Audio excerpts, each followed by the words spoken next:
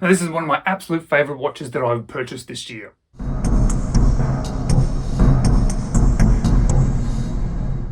Hello, you're watching James. My name's James, you're watching me, and I'm talking about watches. And today I'm talking about an Aliexpress watch that has really impressed me, that I'm absolutely loving wearing. It has now become a permanent feature in my collection. But I almost didn't buy it, and that was because of the price. This watch cost 520 Australian dollars, and 520 Australian dollars from Aliexpress is normally a little bit above where I'm comfortable with. Normally I'm very comfortable sitting around about 300 Australian dollars on Aliexpress. Once I start pushing above that, I start thinking about other watches. And I want to talk about that sort of price a little bit more and about that sort of thought, but I'm going to do that at the end of the video. But what I can say is that I'm so glad that I did, because it's turned out to be one of my favorite purchases of the year. It's turned out to be a watch that I wear very regularly, and it has turned out to be something that is now a permanent part of my collection. And guys, if you're interested in buying one of these as well, I'm going to leave one of those affiliate links down below. And guys, if you're watching this and you haven't subscribed to the channel, I really would appreciate it if you just click on that subscribe button. But for right now, let's flip the camera and let's do the full in-depth review of my Sugess Bronze Pilot. So when I bought this Sugess Bronze Pilot, there was three things that really worried me. Firstly was the price. Secondly was the fact that it's bronze, and I've never owned a bronze watch before. And third was the size. What I can tell you very quickly is that the price is perfectly fine, and I'm going to talk about that a bit more later. Secondly, bronze. Well, I'm not sure if I want every watch in my collection to be bronze, but I do really like this one being bronze in my collection. And third, the size has ended up being really good, especially for this style of watch. Yes, it's slightly bigger, but this style of watch, I think, really fits a slightly bigger watch. And let's start with those dimensions, because I think it's worth noting if you're interested in this one, because the case itself is 41.4 millimeters with the buttons and with this little plate on the side. However, it goes out to 43.5 millimeters. The width of the watch is 14.8 millimeters. Now, being a chronograph, it is going to be wider, so please keep that in mind. The lug to lug, 50.7, which does sound large, but as you can see, there is a bit of a downturn, and sort of a very sharp downturn as well, which I think actually really helps with this one. 22 millimeter lug width, and on this strap, the weight of this watch is 108 grams, and I think that gives you some real understanding of how much substance there is with this particular watch. But what really stands out about this watch is the quality of it. And that's starting with that dial. You'll see there is a bit of a textured dial there. It's all like a molded plastic. And I find whenever I find watches with these sort of molded plastic dials, there's sort of two versions. One that really looks molded plastic, and then there's ones like this where, although it probably is molded plastic, it just looks really good and you don't really notice it. Now, looking on the dial, however, you'll see underneath that chrono second hand, there is an applied star. Let's move that out of the way to show you. And that's in bronze as well, which fits in with the case of this watch.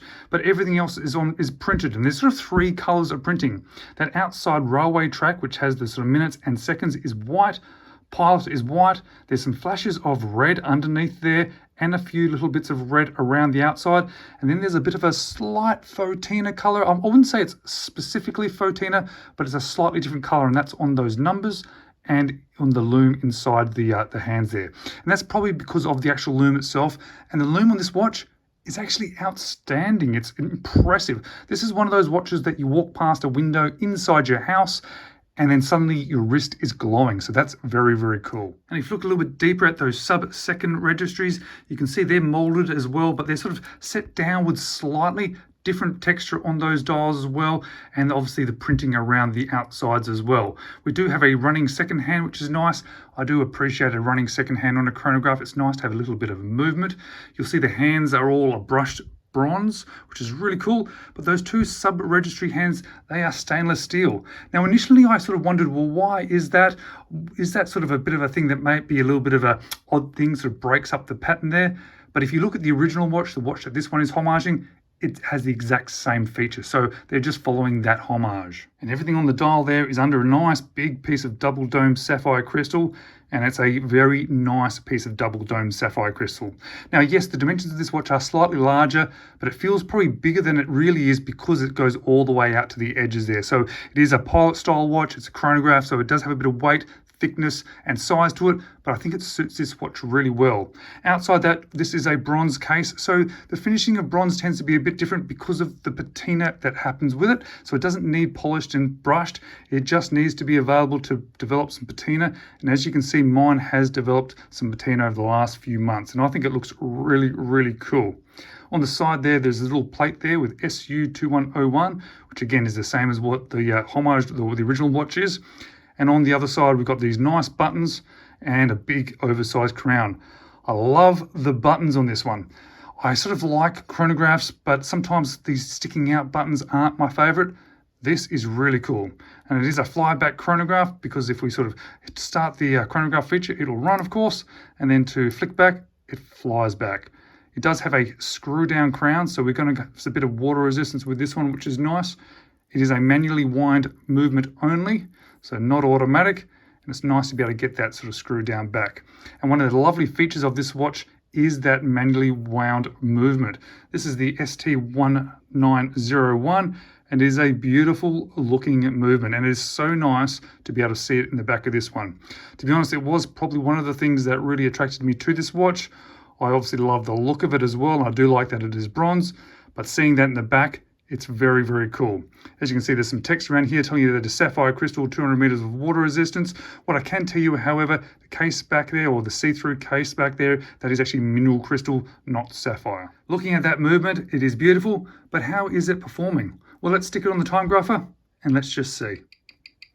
Now, I have to say that I'm actually really happy with these results. Ticking at 21,600 vibrations per hour, a little bit over zero, which is perfectly fine, nice healthy amplitude, and running about plus 10 seconds a day.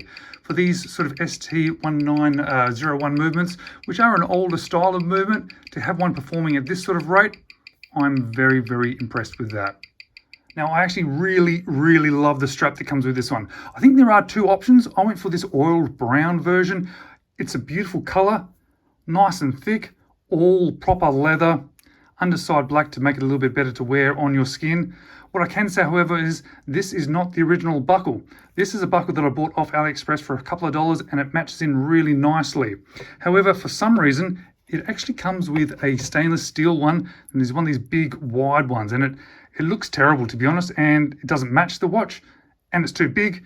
So I got rid of that one virtually straight away and put this one on, and it has patinaed nicely, and I think it just suits this watch perfectly. I've basically forgotten that it originally came with this one because this one fits better. The overall strap itself, though, is lovely. I love the stitching, and it really does sit on wrist nicely, and it just sort of brings this whole watch together. You will notice, however, though, I'm on the very last hole here. I have a 6 3/4 around about 17 centimeter wrist, so it's worth noting that one. If you have a smaller wrist than me, well, this is a bigger watch anyway, so perhaps you might not choose it, but you sort of there are limited holes on there. As you can see, it is big, but it does fit within my wrist, and you can see the strap going out and around my wrist, which is what I'm looking for. Yes, it is a big wide watch, but to be honest, I don't notice that at all while wearing this one. So it just really sort of looks good, I think. I really enjoy this style anyway. I like that it's a bit different. I like that it's a bit bronze, and that's something different for me in my collection. So what exactly do I like about this watch? What don't I like about this watch, and what would I change? And it's going to start with the looks, the quality, that movement, and the strap. The strap is actually that good. The looks of it is definitely good. I like having a different material that is kind of cool as well. I probably wouldn't want every watch in my collection to be bronze, but it is nice to have a bronze one in my collection. And that movement, it is particularly nice. Now, as I mentioned, I did not like the original buckle at all, but that was easy. For a few dollars off Aliexpress, I got myself a new one. So that is probably the first thing I would change, and it is the first thing that I did change.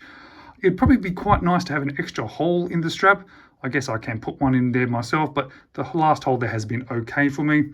And I have to admit, the sort of keeper on this one is a little bit loose. I haven't had too many problems with it, but probably worth noting. Other than that, there's actually nothing much about this watch that I don't like, because it's just something rather special. In fact, it's become one of my favorite watches in my collection. But at the price that they're charging, what do I think about that? Well, let's flip back to me and let's talk price. So spending 530 Australian dollars on Aliexpress feels like too much money to spend on Aliexpress. I've found that $300 seems to be the right sort of price range, give or take a little bit. As soon as I start spending more than that, I then start looking elsewhere. I start looking at mainstream brands, I start looking at micro brands, But I'm so glad that I chose to spend that money on this particular watch because it is fantastic. So first of all, I have to admit it felt a little bit expensive. But then as soon as I had it in hand, I really understood why it cost this much money. In fact, I'm shocked that it doesn't cost more money. Not only do I really like this watch, but it is a fantastic watch. And when it comes to trying to look for other watches that have this sort of style in this sort of price range, it becomes very difficult because I've been looking for other watches to sort of compare it against. Maybe say, well, you could also possibly look at this one or that one. And any watch that I think is somewhat comparable to this one is going to cost you more than this watch. So if you're interested in this one, it is definitely worth considering. It's definitely worth pushing that sort of price bracket up a little bit for this particular watch. As always, thank you so much for watching. Maybe check these ones out next.